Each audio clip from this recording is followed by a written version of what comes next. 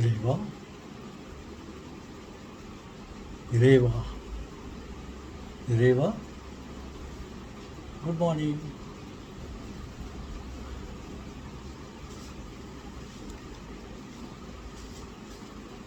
உடன்பிறப்புகளே, அடுத்தது உங்களுக்கு காலை வணக்கம். Good morning. எப்படி இருக்கிறீங்க?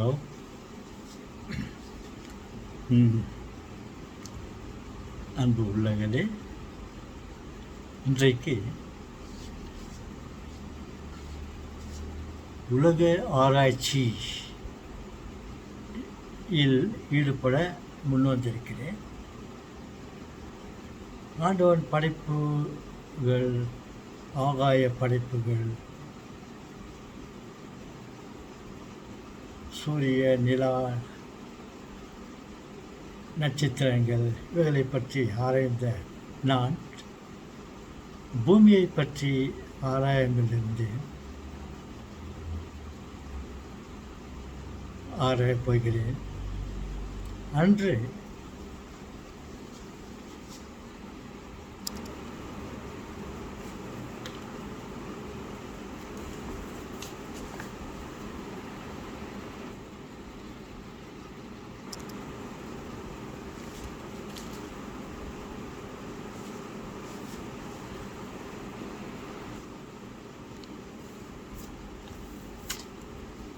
அன்று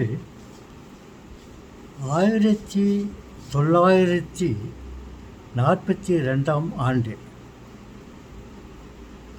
ஜூலை மாதம் 13ஆம் தேதி திங்கட்கிழமை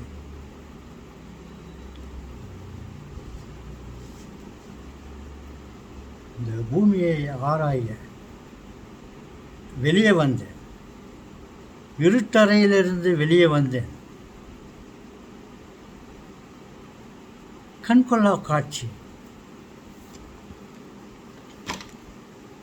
இருளாக இருந்த உலகத்தை வெளிச்சமாக பார்த்தேன்.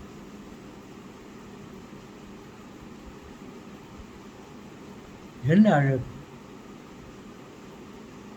புதிய உலகத்தை பார்த்தேன். அதாவது அந்த நேரத்தில் தான் நான் பிறந்தேன். எதையுமே அறியாமல் இருந்த அந்த வினாடி உலகத்திற்கு வந்தேன். உங்களை காண வந்தேன். உலகத்தை காண வந்தேன். அன்பு நேயர்களே, வெளிச்சத்தை பார்த்தேன். மக்களை பார்த்தேன்.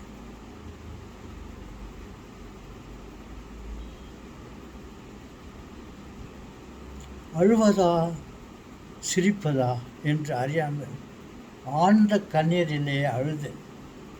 பிறக்கும் போதும் அழுகிறான் அப்படின்னு சொன்னார்ல. ஏன் அழுதேன் என்றால் ஆனந்தத்தில்.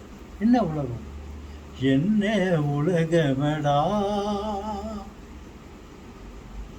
அதிசய உலகம்.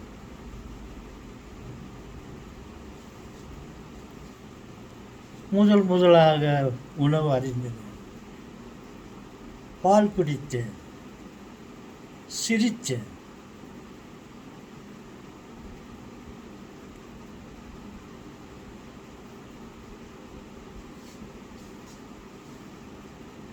அப்போ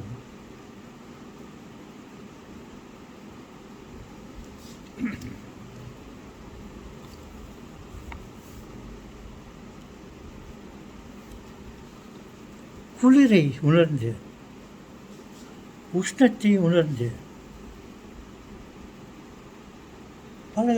பலவிதமான பழங்களை பார்த்தேன்.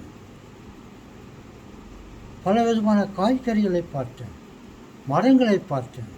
பூக்களை பார்த்தேன்.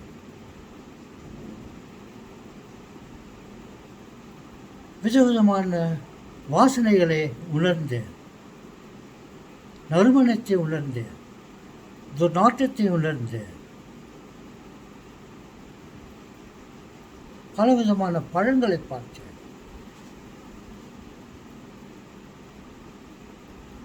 உலகத்தை அலங்கரித்து கொண்டிருந்த வானத்தை பார்த்தேன், சூரியனை பார்த்தேன், நிலாவை பார்த்தேன். சுற்றி பூக்களை எரித்த மாதிரி நட்சத்திர விளக்குகளை கண்டேன். என்ன உலகம் தானா! இந்த உலகத்தில் பிறக்க எனக்கு வாய்ப்பளித்த கடவுளுக்கு நன்றி அப்படி என்று நினைச்சுக்கிட்டு.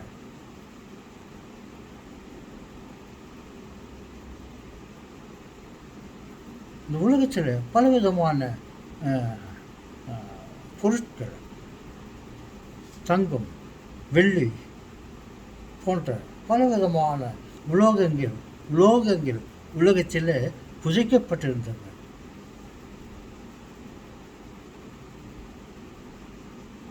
மேலுலகத்தில் பல ஆராய்ச்சிகளை கண்டேன்.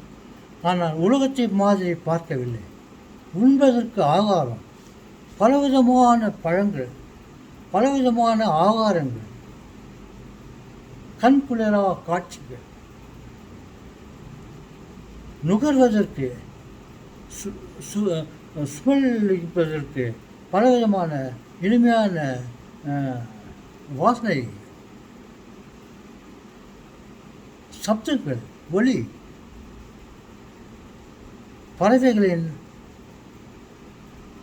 சிங்கார பாட்டுகள், இசைப்பு, அனிமல், நாய்கள், நன்றி உள்ள நாய்கள், மாடு, மிருகங்களை பார்த்தேன். ஆனால் வெளி உலகத்தில் மற்ற உலகங்களில் நான் இதை எதையுமே பார்க்கவில்லை. அப்பேற்பட்ட உலகத்தில் நான் பிறந்தேன். இன்னும் வேண்டுமென்றால் தங்க சுரங்கம் என்று ஒரு இருக்கிறது. அது உள்ளே போட்டு சுற்றி உலகத்திற்கு உள்ளே போயிட்டு எப்படி ஒரு கடலுக்குள்ளே ஒரு கண்ணாடி மாளிகையை வைத்துவிட்டு அந்த கண்ணாடி அறைக்குள் நுழைந்து கொண்டு உலகத்தில் இந்த கடலுக்குள் என்னென்ன விதமான மீன்கள்,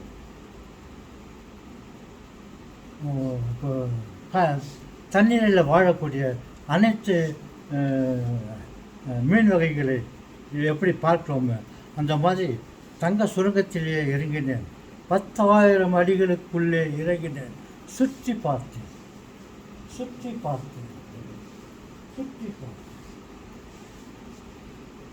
பலவிதமான உலோகங்கள், தங்கங்கள், வண்ண தங்கங்களை பார்த்தேன்.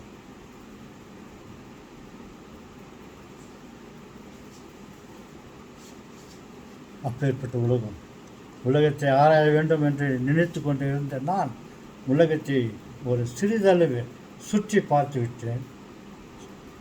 உலகத்தில் உள்ள அனைத்து உணவுகளையும் சுவைத்து பார்த்து விட்டேன். இன்னும் என்ன வேண்டும்? எங்கே இருக்கிறது சொர்க்கம்? ஒரு பெரிய மனிதனை நான் சிறியவனாக இருக்கும்போது அந்த பெரிய மனிதனிடம் கேட்டேன், ஐயா, நான் சொர்க்கத்தை பார்க்க வேண்டும். அவர், சொர்க்கத்தை பார்க்க வேண்டுமா? முதலில் நீ சாக வேண்டும். சாக தயாராக இருக்கிறாயா? மாண்ட பிறகுதான் உன்னால் மோட்சத்தை பார்க்க முடியும் என்று சொன்னார்.